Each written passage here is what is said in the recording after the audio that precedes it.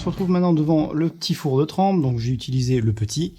Inutile de faire marcher le gros de je sais pas combien de kilowatts pour deux petites pièces. Et donc la pièce est en train de chauffer.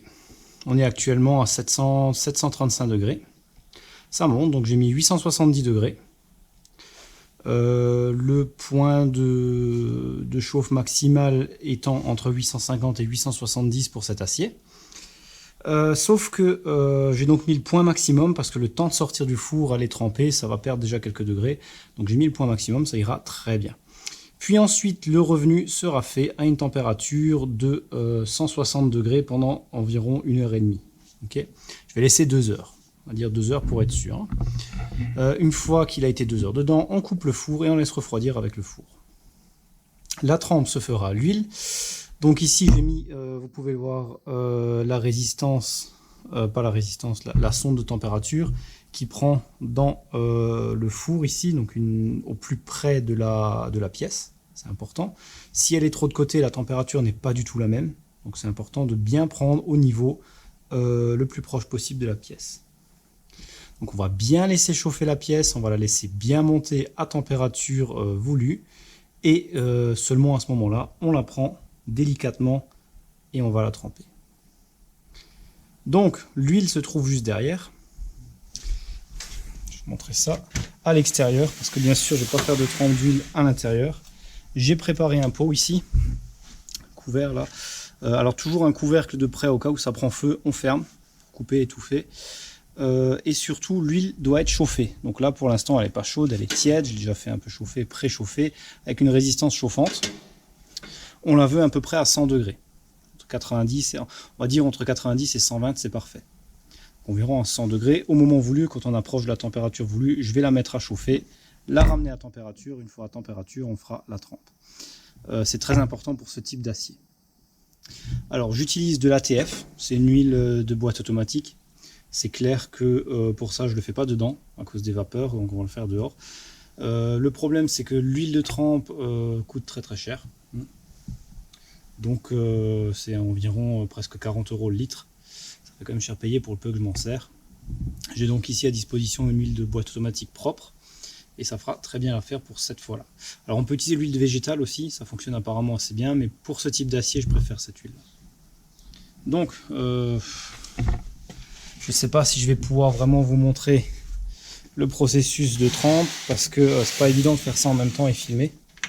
Je vais essayer de trouver une position pour la caméra devant le bac après, et puis on verra ce que ça donne. Donc là, ça chauffe bien, on est à 700, presque 780 degrés au niveau de la sonde. Et ensuite, une fois qu'on aura atteint la température, on va laisser bien 10 minutes dedans, histoire de laisser la pièce entièrement prendre la température. Alors pour y noter, j'ai mis une barre de fer qui repose par terre parce que le four, la porte n'a pas de blocage. D'ailleurs, il faudra que je le fabrique. Un petit verrouillage, parce que c'est vrai que c'est un peu chiant là. Et elle ne tient pas tout à fait fermée, elle laisse légèrement ouvert, d'autant plus que la sonde passe à l'entrée de la porte et qu'il n'y a pas de joint. Donc c'est vrai quand elle est ouverte, ça monte beaucoup moins vite. Dès qu'on ferme, ça monte en température nettement mieux. Alors le plus important à voir, c'est aussi, on voit la pièce, l'avant de la pièce risque d'être moins chaud, donc on va vraiment bien laisser prendre la température. Donc ça c'est très très important. Je ne peux pas la pousser plus au fond, parce que sinon j'arrive plus à la choper avec la pince pour la sortir. Pour la prendre à la pince, j'aime bien la prendre sur le dessus et les dessous, pour pas prendre sur la partie roulement, puisqu'elle doit rester bien traitée. Le dessus-dessous, ça risque de refroidir un peu vite avec la pince et de pas être super bien traité. Donc ça, c'est à faire attention aussi. Ensuite, donc, le four de recuit est prêt aussi. Donc c'est le grand four que j'ai fabriqué, que j'ai montré en vidéo, dont j'ai montré la fabrication vidéo. Donc ça, il est prêt. Donc chauffé à 160 degrés. Donc j'ai mis 165 degrés parce qu'il y a toujours une petite marge en temps d'ouvrir tout ça. Donc j'ai mis 165, c'est parfait. Et une fois qu'on aura fait la trempe, la pièce sera encore à peu près à 100 degrés à cause de la température de l'huile. C'est ce qu'on veut et on va direct la foncer, la mettre dans le four de recuit. Et on va la laisser 2 heures. Donc très important. Voilà, je vais donc laisser faire ça et je vous reprendrai au moment de la trempe.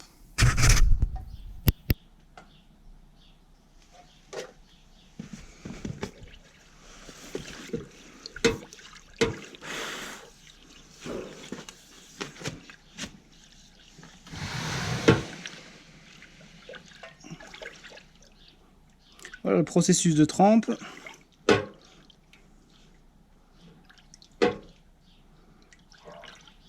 Donc on fait bien des mouvements d'huile. On laisse bien dedans, on secoue bien.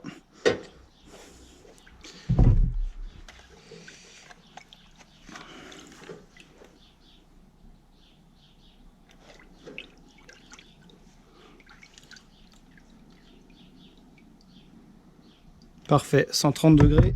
On éponge avec du papier. Et je vais mettre ça dans le four de recuit. Alors, on a fait la première pièce. Donc la première est maintenant terminée. Elle est donc dans le four de recuit. Elle va y rester 2 heures. Donc maintenant, on a mis la deuxième dans le four qui est déjà bien chaud. Donc là, on est encore à 790 degrés. Ça baisse parce que la pièce est froide. Donc le temps de réchauffer tout ça. Et c'est parfait. Donc on avait vu qu'on était relativement uniforme. Donc ça, c'est déjà une bonne chose. On était bien chauffé sur toutes les parties. Donc on avait bien un orange uniforme, légèrement plus froid vers la porte, qui est normal. Mais j'ai vraiment poussé au maximum au fond pour pouvoir être vraiment à une température la plus proche possible de ce qu'on a besoin. Donc on fait la même chose ici. Et puis une fois que c'est chaud, je fais la trempe et je mets dans le four. On sortira bien sûr la première pièce avant. Donc je vais faire ça hors caméra, il n'y a rien de spécial. Maintenant on va refaire la même chose. Donc on a vu l'opération, ça fait une petite flamme. Donc pour ça on garde toujours un couvercle, tout à fait normal. Alors pour pas avoir trop de flammes, il faut plonger direct dedans. Parce que ce qui prend feu, c'est les vapeurs. Et les vapeurs, elles se forment vraiment au moment où la pièce est encore dehors, donc le contact entre le chaud et la vapeur. Donc quand la pièce est complètement dedans, il n'y a plus de souci de flamme. Voilà. Donc bien faire des mouvements d'huile, c'est important. Et ça permet de bien d'éviter d'avoir des points trop chauds d'huile autour de la pièce, qui forment des gaz, des vapeurs, et qui refroidit mal la pièce.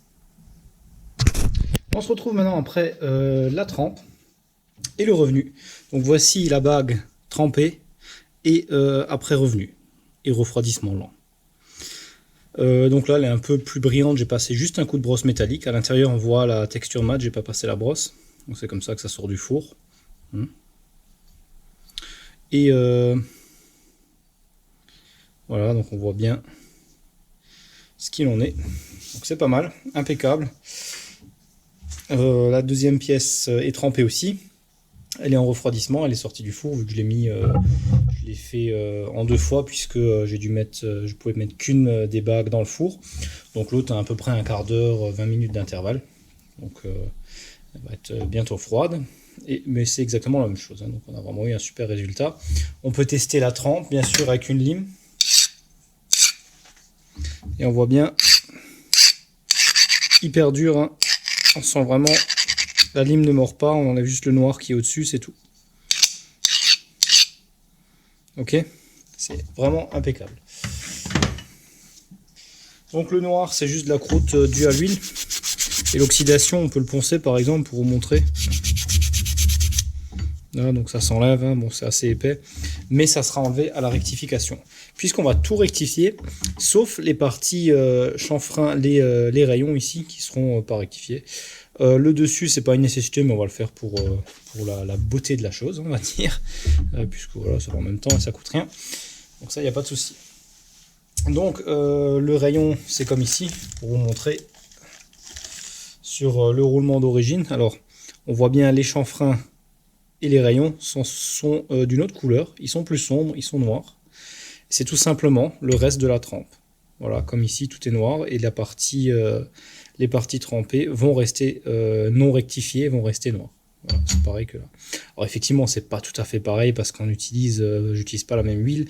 Une vraie huile de trempe fera ce résultat-là. Moi, ça fait plus noir, voilà. Mais bon, ça change rien au résultat final. Donc, c'est déjà pas mal. Donc, on a maintenant nos pièces. Je vais rentrer dans le roulement. Hop.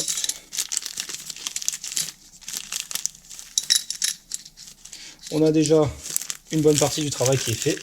Reste maintenant la partie la plus délicate qui est la rectification. C'est hyper délicat à faire puisque il faut vraiment rester sur de la précision intense. Hein. Vraiment, on va travailler vraiment dans des précisions importantes, surtout sur la partie là. Alors sur l'épaisseur, pas tellement. Sur le diamètre intérieur, on a une faible tolérance, donc ça va. Par contre, à l'extérieur, j'ai pas beaucoup de tolérance puisque je veux vraiment me mettre par rapport à la bague d'origine du roulement au même diamètre. Alors pour ça, on va utiliser un micromètre au millième, donc de ce type là. Donc ces micromètres là qui sont des micromètres vachement bien pour la précision. Donc on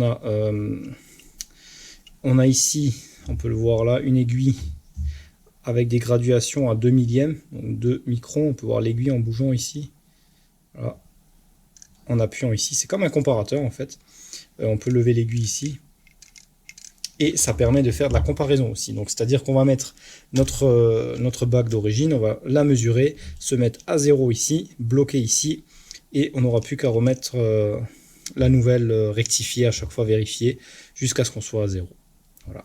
Et là on sera parfaitement identique, du moins largement dans la tolérance voulue, sur le diamètre. Pour le diamètre intérieur, pareil, on va utiliser un micromètre d'intérieur. Donc un micromètre d'intérieur à 3 touches, en 3 points de touche, et ça sera très bien pour ce genre d'opération. Pour l'épaisseur, on utilisera un micromètre classique, peut-être au millième, je pense, je vais utiliser celui au millième, 25, 1,0 à 25, voilà. Et ça ira très bien. Ça, il n'y a pas de souci sur l'épaisseur, c'est pas très important. Dans ce cas-là, hein, bien sûr. Bon, autrement, disons, ça a l'air pas mal, le traitement en prix. Donc on peut vérifier avec la lime sur un morceau recuit qu'on a usiné, et sur celui-là, on voit bien la différence. Hein. La lime, elle ne prend quasiment pas du tout, elle prend pas, disons, elle rebondit dessus, elle prend pas, elle enlève juste le noir, et c'est ce qu'on veut. Ok. Donc c'est déjà pas mal. Alors ce qu'on va faire, on va aussi mesurer, les diamètres, pour voir où on en est au niveau de la déformation. Donc ça c'est important. On va le faire au pied à coulisse juste pour voir si on est encore dans les tolérances. Ça c'est très important. Est-ce qu'il y a eu des grosses variations ou non? Donc, on va prendre un simple pied à coulisse. On va mesurer déjà ici. On peut voir 59, 41.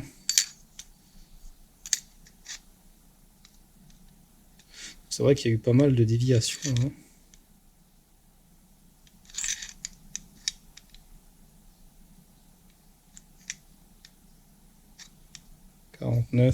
Ok. 20.12. 12. Sur l'épaisseur, c'est plutôt bien. Hein. Il n'y a pas eu de grosses déformations. Sur l'intérieur,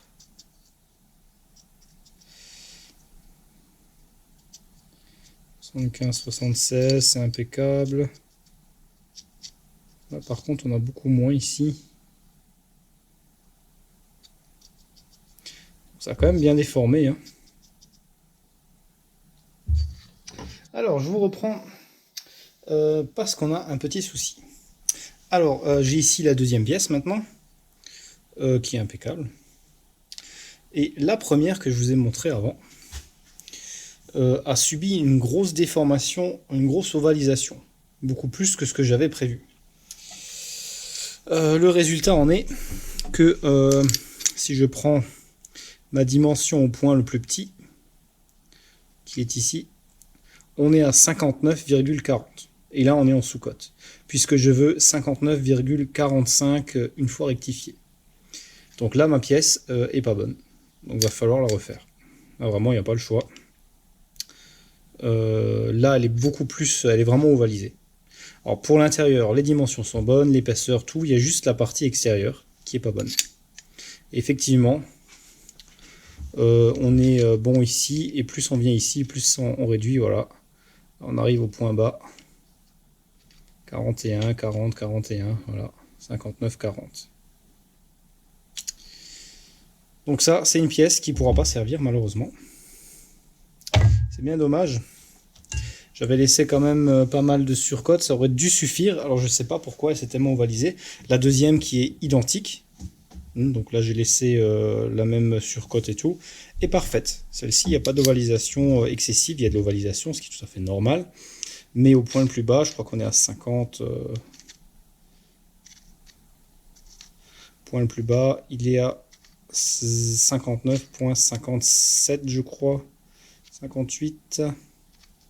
J'avais 57 avant, voilà, 57 c'est le point le plus bas. C'est le plus petit diamètre. Et c'est impeccable, on est à ce qu'on voulait, on voulait 56. En surcote avant rectification, donc c'est impeccable, on est large au-dessus.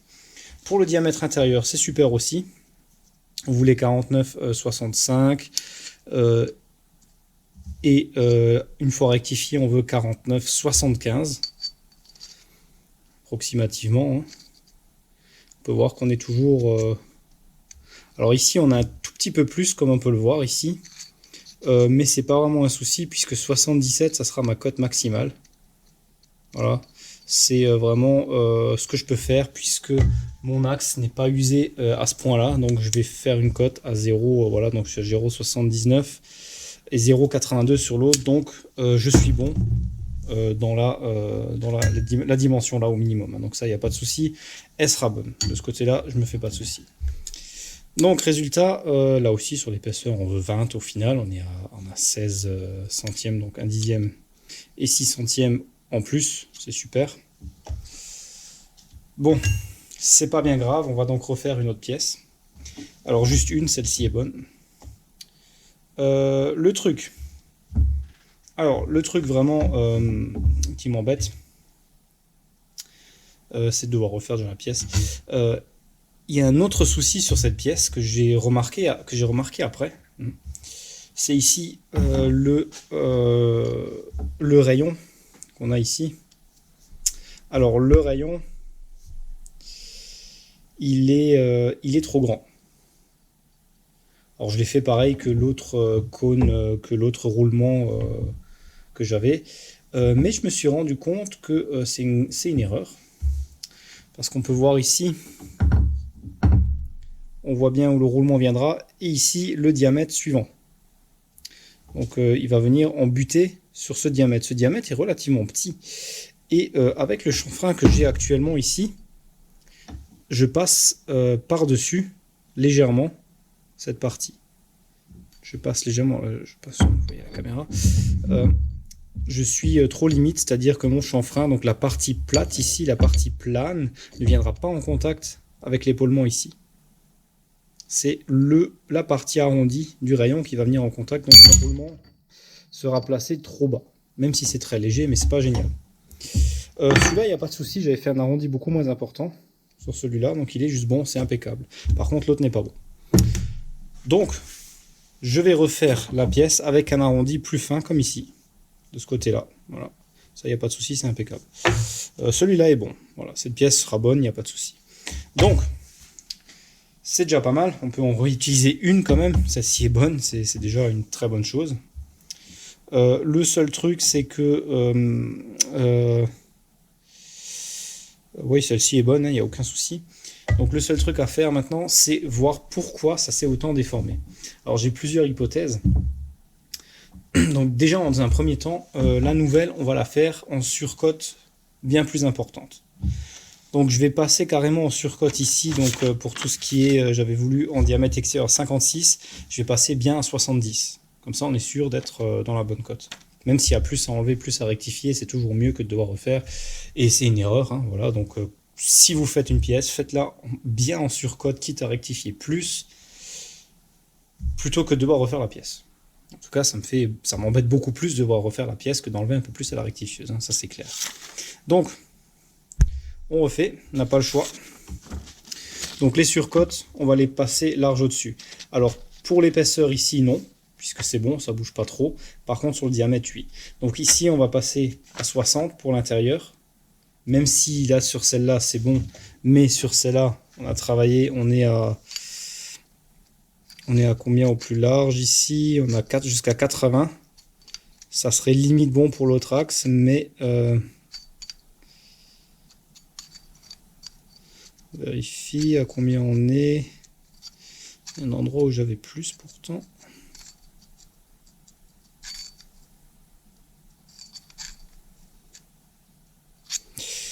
un endroit, je sais plus où. Là, j'ai 80, voilà. Donc ça, c'est le maximum. C'est trop. Donc on va passer même à 55. On va mettre encore un dixième en moins pour être sûr. On va passer à 55. Ici, on va passer en diamètre supérieur. Je vais passer à 76. 0,76. Voilà, ça fera 2 dixièmes en plus. C'est très bien comme ça. Ça ira super. Ça sera un peu plus long à enlever, mais bon, comme dit, c'est vraiment pas beaucoup à enlever, hein, on va pas s'en plaindre. Donc, ça, on le fera en surcote au-dessus. Donc, je vais pas vous montrer l'opération d'usinage, hein, je l'ai déjà montré pour ici. Je vais refaire la même chose avec des cotes supplémentaires, tout simplement. Donc, ensuite, les hypothèses sont les suivantes. La pièce qui est bonne, c'est la deuxième. C'est celle que j'ai fait en deuxième. Qu'est-ce qui a pu se passer entre? Alors, une chose, peut-être une erreur que j'ai faite. Quand j'ai mis cette pièce au four, le four était froid. C'est-à-dire que je l'ai mise dedans et elle a chauffé en même temps que le four. Peut-être la chauffe était du coup trop lente, je ne sais pas. Celle-ci a été mise avec four à température à plus de 800 degrés. Ça a bien fonctionné, pas trop de déformation. Ça, c'est la première hypothèse. Ensuite, il peut y avoir... c'était le bout de la barre d'acier que j'avais. Et peut-être, voilà, des fois, il y a des tensions dans la barre, puisque c'est du recuit. Et à certaines zones de la barre, il peut y avoir plus de déformation, même si je doute que ça soit vraiment le problème. Donc moi, je vois plutôt le fait de l'avoir mis dans le four, plus ou moins au début. Et deuxième chose, le four ne chauffe pas uniformément. Comme vous le voyez, je vous ai montré le four, la porte à l'avant, c'est toujours plus froid au niveau de la porte. Donc, une chauffe moins importante sur une partie, et la rétractation n'est pas la même au moment de la trempe. Ni la prise de la trempe, bien sûr. Okay, donc ça, c'est une possibilité aussi. Alors, ce que j'avais fait sur la deuxième, je l'avais mis plus profondément dedans, et je l'avais tourné un petit moment avant de la sortir pour bien réchauffer le reste. Donc ça, je vais le refaire aussi, au cas où. Donc ça, c'est des choses à voir. Et comme dit, de toute façon, celle-ci n'était pas bonne au niveau du rayon. Donc au final, c'est bien tombé que ça soit tombé sur celle-ci. Donc ça, c'est déjà une bonne chose. Voilà. Donc, voilà, ça marche pas toujours du premier coup. Ça marche pas toujours comme on veut. En général, j'ai toujours eu de la chance de réussir assez bien la trempe.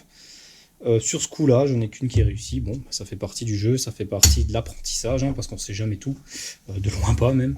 Et voilà, ça me donne une expérience supplémentaire dans la trempe, et aussi la possibilité de la partager avec vous, parce que c'est aussi important ça, faire une erreur et la partager en quelque sorte, hein, partager ce qu'on a fait. Ça va aussi permettre aux gens qui regardent et qui le font de ne pas faire la même erreur. Donc bien attention à mettre en surcote plus qu'on ne le pense. Je pensais avoir mis plus que prévu, qu'il y a besoin, mais finalement je vois que effectivement c'est pas génial, quoi. Voilà, donc je vais refaire la nouvelle pièce et je vous reprends. Alors on se retrouve sur le tour avec l'axe à rectifier, alors du même type que celui-ci. Donc là on a le deuxième, l'autre est déjà dans le mandrin. Alors qu'est-ce qu'on a fait? J'ai installé, je vais vous montrer ça après, hein, parce que là j'ai tout couvert. J'ai installé des mordous que j'ai usinés sur place pour avoir une parfaite concentricité. Et je suis venu fixer ma pièce sur cette portée ici, qui est une portée rectifiée. Donc contre là et là. On l'ajuste, on vérifie de ce côté-là que ça tourne parfaitement rond. Et on peut ensuite rectifier. Alors pourquoi j'ai utilisé cette technique? Alors c'est très simple. On pourrait faire de l'entrepointe, puisqu'on a deux pointes. Le problème, c'est que sur l'autre axe, la pointe ici est endommagée. Donc il y a un coup, donc la pointe n'est plus très ronde. Et c'est un acier traité. Donc pour refaire la pointe, c'est pas évident. Donc déjà, ça c'est le premier problème. Et ensuite, on est sur un gros tour ancien. Et je dois avouer que ma contrepointe n'est pas super précise, hein. Elle a toujours un petit peu de jeu. Et c'est donc beaucoup plus compliqué de faire tourner ma pièce parfaitement ronde entre pointes qu'autrement. Alors si on fait de la rectification de toute la pièce, ça pose pas de souci, mais là, comme on doit garder une portée déjà existante, et on doit se mettre parallèle à cette portée, il faut vraiment travailler avec précision. Je suis donc largement dans le centième, j'ai mis un comparateur, j'ai fait tourner ici, on est dans le centième, on ajuste, on serre, on revérifie. J'ai installé le diamant pour surfacer la meule, donc pour passer un coup sur la meule. pour dresser la meule plutôt. Et on va dresser le bord ici. Donc je l'ai installé sur un mort du mandrin, j'ai bloqué le mandrin, j'ai tout couvert pour la poussière. Et on va aussi utiliser l'aspirateur, bien sûr, pour aspirer la poussière qui va se faire de la meule. Donc, pour l'opération de diamantage. Donc, on va utiliser la partie là de la meule. C'est une meule légèrement conique, je vais utiliser juste l'arête ici. Cette arête-là est déjà en biseau vers l'intérieur pour éviter qu'elle touche en entier. Donc, ça fera vraiment travailler le bout. C'est vraiment ce que je recherche. Et on va donc faire le dressage. Alors, vous remarquerez un petit souci sur la vidéo avant cette séquence. Toute cette fabrication, cette modification du réducteur, il y avait un espèce de scintillement sur la vidéo, comme une fluctuation très gênante, un clignotement très gênant. J'avais pas vu ça avant. C'est en faisant l'édition à l'ordinateur que je l'ai vu. Et donc désolé pour ça, le problème a été corrigé à partir de maintenant, c'était qu'un réglage. Comme c'est une nouvelle GoPro, je n'avais pas trop de recul avec, et donc voilà, donc si quelqu'un a ce problème sur une GoPro Hero 6, je crois que sur la 5 il y a le même souci, il faut juste changer en pâle à la place de ces cams. C'est en fait un clignotement qui est dû aux lumières à LED, tout ce qui est lampe à LED, ici c'est une lampe à LED, pareil à l'établi. Alors avant il n'y avait pas ce souci parce que j'avais pas les lampes à LED, et c'est depuis là que j'ai le souci. Donc c'est la fréquence de clignotement, donc les 50 Hz du courant, qui rentrent, qui sont pas visibles à l'œil nu, mais qui sont visibles sur la caméra. Alors comme on était en 60 images secondes ou 30 images secondes, ça correspond pas. Donc il faut se mettre en phase à 50 images secondes ou 25 images secondes, donc des multiples de la fréquence de chez nous. Pour les États-Unis, c'est le CCAM qui fonctionne, donc en 60 ou 30, vu qu'ils sont en 60 Hz. Donc c'est ça qui faisait cette fluctuation d'image. Bon, c'est pas bien grave.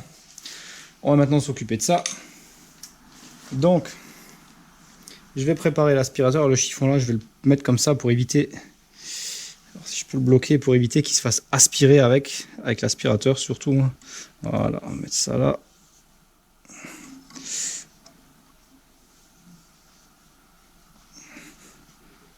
Donc juste pour éviter que tous les copeaux, les diamants, enfin les restes de meule soient pris ici. Donc on prépare l'aspirateur, tout est prêt. Alors vous pouvez voir, j'ai installé la petite rectifieuse mobile qu'on met sur le tour, ou tout autre outil. Donc c'est la petite Micox, marque Micox, une belle petite machine. Puisqu'on va faire la rectification, alors j'aurais pu mettre la plus grande, j'ai la grande Micox aussi qui est plus pratique pour faire l'extérieur. Mais comme je vais avoir besoin de celle-ci pour l'intérieur, j'ai tout de suite mis celle-là dessus. Donc, on va mettre ça en route. On va faire, dans un premier temps, utiliser un crayon. Un crayon qui va marquer la meule d'une teinte noire, tout simplement pour voir où est-ce qu'on dresse. Donc ça, c'est important aussi.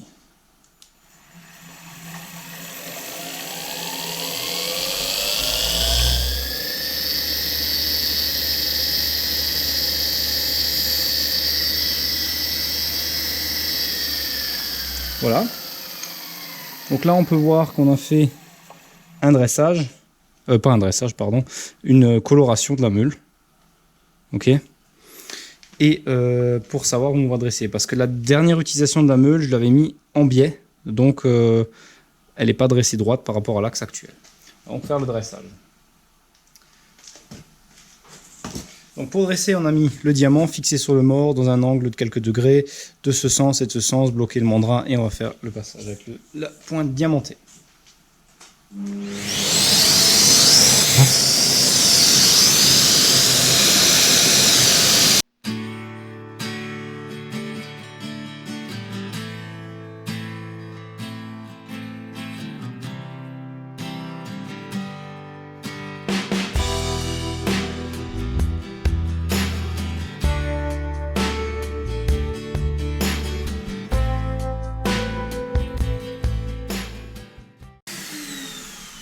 Voilà, la rectification est faite, le dressage plutôt. Donc on a vu qu'on a enlevé pas mal, parce qu'elle était vraiment en biseau de ce sens. Hein. Voilà, c'est impeccable, maintenant on est bien droit. Et donc à faire à chaque fois, hein, voire même plusieurs fois selon pendant l'opération. Et on va enlever ça. Ok. Donc maintenant, on a fait ça. On a une meule bien rectifiée, on va pouvoir faire le passage là-dessus.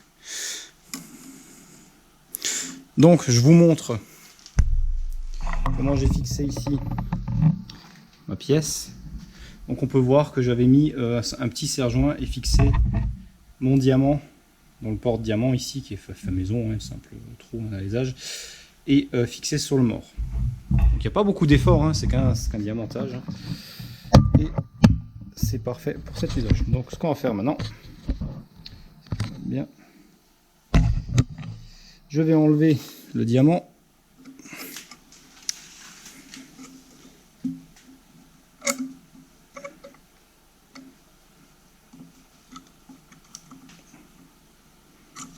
Voilà. Donc, on peut voir hein, tout simplement.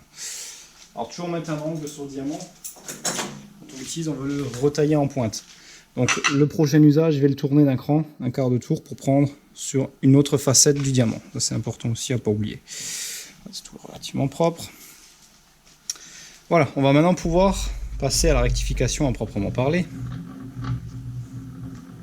Donc, on va passer ça. Alors toujours bien couvrir le tour, hein, parce que c'est vraiment une opération délicate autrement. Hein.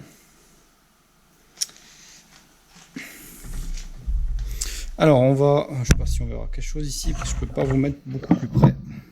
Voilà. Et on va faire des passes, puis mesurer à chaque fois à combien on est. Alors le bout, j'ai pas de mesure précise. Dans mon cas, ce que je veux, c'est atteindre une mesure qui soit ronde, faire quelque chose de rond. Alors on va commencer par la partie, l'autre partie. Alors tout ça, préparer ça proprement. Voilà. Alors, on peut voir qu'ici on a comme un petit épaulement tout au bout où c'est un peu rouillé là. On va commencer par ici, puisque c'est là qu'on va vouloir enlever le plus de matière. Donc le tour doit tourner du sens opposé à la meule, donc du sens inverse ici de la normale. C'est un peu lent, je vais rester envolé. Voilà. Et on y va.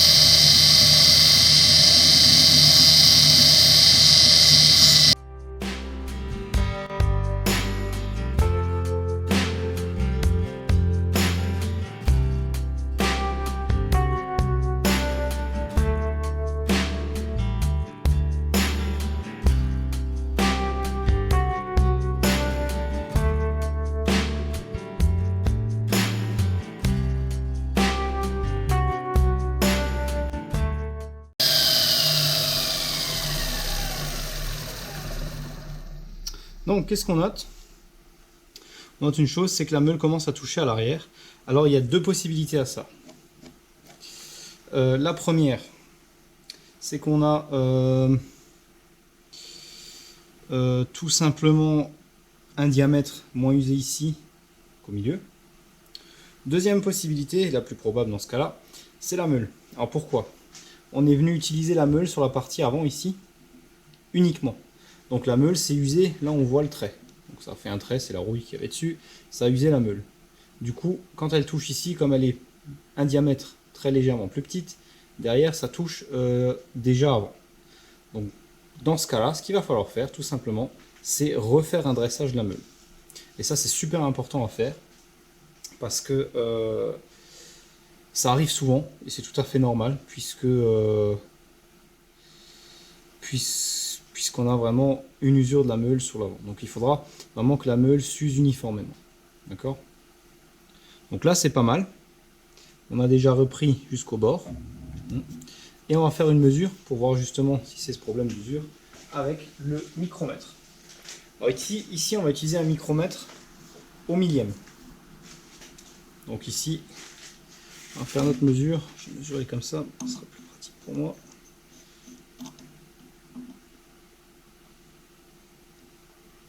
Voilà, donc là on est à 82, 49, 82. Ici on a encore beaucoup plus, hein. Donc ça va, on voit bien que le problème vient effectivement de la meule. Donc pour pallier un peu à ce problème, on va devoir la refaire, lui refaire une passe avec le diamant.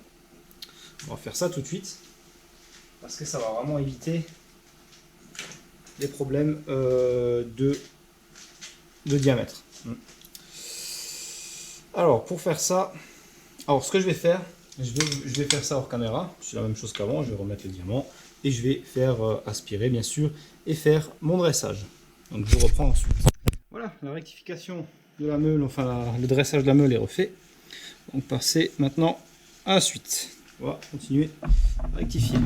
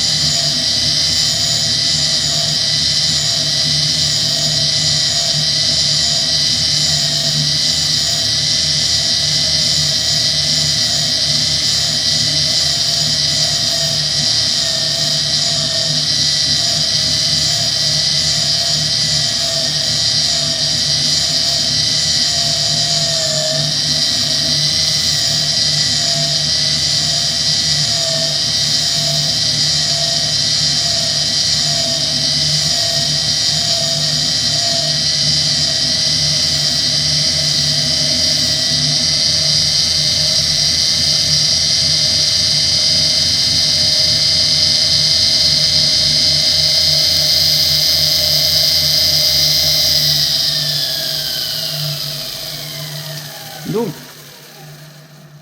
après cette passe, on voit qu'on est toujours confronté au problème à l'arrière ici. Ça touche, ce qui est pas bon. Alors, là encore, la meule s'use assez rapidement, c'est une meule tendre. Et du coup, à force de s'user ici, on a toujours l'arrière qui touche. Donc ce qu'on va faire, c'est très simple. On va pivoter légèrement l'axe de la meule, donc la broche, et on va juste utiliser du coup la partie avant. Ok, donc on va vraiment la tourner un bon petit cran, et ça va nous permettre de travailler seulement sur une faible largeur, ce qui est beaucoup mieux dans ce cas-là. D'accord ? Donc, pour ça, c'est pas compliqué. On va se mettre, donc là on peut voir que le résultat est pas mal, mis à part à l'endroit où ça touche, hein. Ça touche à l'arrière. On va déjà prendre une mesure, voilà, et voir où on en est. Puisque ça, c'est maintenant le plus important.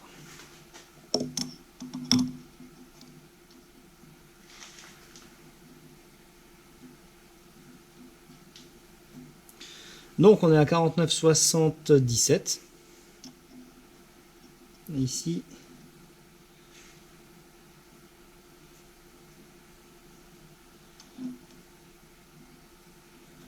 « 77. Alors ce qui est étonnant à remarquer ici, c'est que je n'arrive pas bien dessus là. Voilà.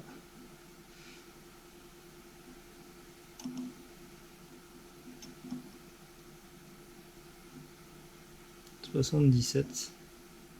Ok. Plus devant, on est à 77. Ok. Donc c'est pas mal dans l'ensemble. Laissez-moi juste m'occuper du pivotement de la tourelle. Et je vais refaire la même passe. Donc la même chose, hein, donc on ne voit pas grand chose. Je vais pivoter, rectifier le bord ici. Donc on prendra à peu près sur la moitié de ce qu'on voit de blanc là. Hop, et du coup on n'aura plus ce problème. Je vais vérifier à nouveau la partie ici, voir si ça tourne toujours rond. Ça c'est aussi quelque chose d'important à vérifier à chaque fois. Et si tout est bon, je refais donc une passe là-dessus. Et ça sera terminé pour ici. On est à 77, on veut aller, on veut à peu près rester là, on ne va pas enlever trop, hein. Vraiment aller très léger. Donc laissez-moi faire ça et je vous reprends. Voilà donc après une passe supplémentaire, j'ai donc passé un coup, j'ai donc bien mis en angle, on peut le voir ici, ma tête, et je touche juste sur l'arête devant ici, ce qui évite ce problème. Et là du coup on est parfaitement concentrique et on a une belle rectification, un diamètre surtout qui est vachement bien, à l'avant comme à l'arrière. Alors du coup on est bon maintenant au diamètre, donc on touche plus à ça, et on est bien droit. Et ici je viens de passer mon comparateur, ça n'a pas bougé, on tourne parfaitement rond de là par rapport à là. Ok, donc c'est un peu, le fini est moins bon parce qu'on prend juste sur l'arête et que ça a donc moins de stabilité. Plus on prend sur la largeur, plus ça sera beau. Mais là, pour une portée de roulement, on est largement dans ce qu'on a besoin. Pas besoin de faire mieux, hein. Voilà donc pour ça. Donc c'est pas mal. Je vais donc passer encore un coup de papier de verre ici pour nettoyer toute la partie là. Je vais pas le faire à la meule parce qu'on est trop près du mandrin. Et que je vais pas enlever trop vu que c'est une portée de joint spi. Ok. Donc c'est impeccable ici. La finition est bonne, le diamètre est parfait. Alors j'ai pas de diamètre précis puisque je ne pourrais pas faire les deux au même diamètre. L'autre est beaucoup moins usé. J'aurais bien aimé faire tous les deux pareils, mais on aura un qui sera légèrement plus grand que l'autre. Donc ça c'est pas grave. Ici, celui-ci était plus usé, donc je suis plus petit en diamètre. Voilà, donc rien de bien grave, mais à savoir. Ok. Donc on va passer à la suite. Donc il y a une petite marque ici qui est encore un peu visible. Bon, ça c'est pas très grave, ça gêne pas. L'important c'est qu'il est propre et ça sera fonctionnel. Donc je vais faire exactement la même chose pour le deuxième et je vous reprends. Alors je voulais juste vous dire aussi ici, donc là on a des morts doux, donc c'est des morts en acier doux qui ont été usinés. J'ai donc usiné le diamètre là à l'intérieur. Ils étaient déjà usinés quasiment bons, j'ai juste fait une petite passe de rattrapage pour que ça tourne parfaitement rond et concentrique par rapport au mandrin. Et un petit dégagement pour pas appuyer ici. Donc on appuie vraiment que là, sur la partie qui est rectifiée. Ok. Donc là, c'est déjà bon, on a une belle portée bien droite et bien concentrique. Donc je vais faire exactement la même chose. Donc alors la rectifieuse, on fait des passes très peu profondes, 1/100 à peu près. C'est très bien pour cette rectifieuse, sinon elle s'arrête, hein, elle n'est pas assez puissante. C'est une petite rectifieuse de tour. Et ça fonctionne super bien pour dépanner, surtout dans ce cas-là. Alors j'ai de la chance d'avoir de la marge. Les cannelures sont plus petites. Donc j'ai 0,5 mm de marge encore. Ce qui est parfait pour pouvoir passer le roulement et ne pas gêner. D'accord ? Donc, je passe à la suivante et je vous reprends. Pour la rectification des bagues. Et ce qu'on va faire, on va faire une rectification donc de l'intérieur et de la portée ici. Ok ? De la face avant là. Alors je l'ai mis dans le mandrin à mort doux, en le prenant juste sur l'épaisseur ici, donc de l'épaulement, parce que l'épaulement est plus épais, donc moins de déformation quand on va serrer, et on ne serre pas très fort, juste ce qu'il faut pour une rectification, il n'y a pas besoin de serrer beaucoup. J'ai passé le comparateur sur la face avant pour me mettre au maximum droit, sans voilage. Alors c'est pas parfait parce que bien sûr la pièce est déformée, ce qui est normal, et on va donc passer sur la face avant et l'intérieur pour le ramener au bon diamètre. Alors ce qu'on a fait ici, j'ai dressé la meule sur l'avant, donc sa périphérie, et sur la face avant. La face avant va servir à ici et l'autre ici. Donc je vais vous montrer une passe à l'usage, je vais faire une passe ici, et je vous montrerai les passes à l'intérieur, mais je ne vais pas tous vous les montrer parce qu'il y en a pas mal à faire sur cette pièce, vu que j'ai laissé pas mal de surépaisseur, c'est la deuxième que j'ai faite, et donc je voulais être sûr que tout soit bon. Donc on monte bien sûr un comparateur sur notre broche, enfin sur l'axe, si on veut travailler en dessous du centième. Donc là pour l'instant c'est pas la nécessité, on y va tranquillement. On va donc bien sûr commencer par toucher. Une fois qu'on touche, on pourra à ce moment-là faire nos passes. Donc commencer tout de suite. Petit souci avec le tour, j'avais le bouton d'arrêt d'urgence qui était enfoncé, je ne sais pas pourquoi, j'ai dû venir contre.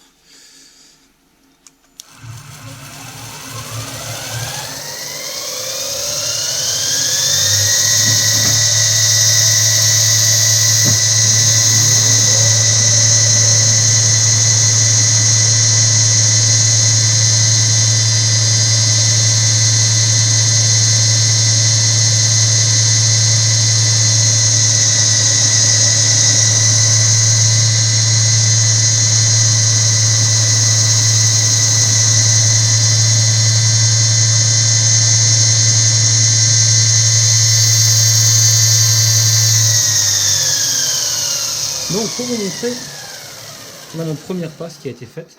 On va se mettre à 0 avec le comparateur. J'ai mis un petit comparateur au cas où pour utiliser le petit chariot. Et maintenant on va faire nos passes. Donc là je vais enlever un dixième. Un dixième, même un peu plus. On va y aller. Alors un dixième, 0,696. 13 centièmes. Donc un dixième et 3 centièmes. Donc on fait des passes de 1 centième.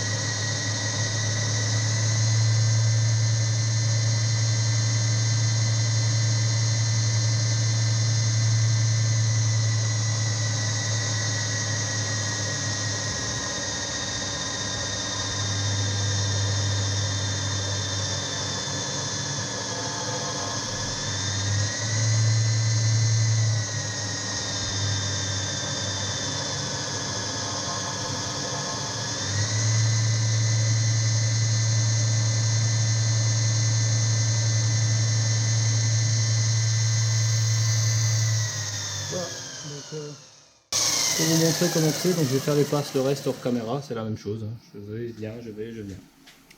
Et je vous reprends. Voilà, ça progresse. Je vais vous faire une petite passe pour vous montrer. Parce que la batterie de la GoPro en plus est presque vide, donc je vais vite faire ça.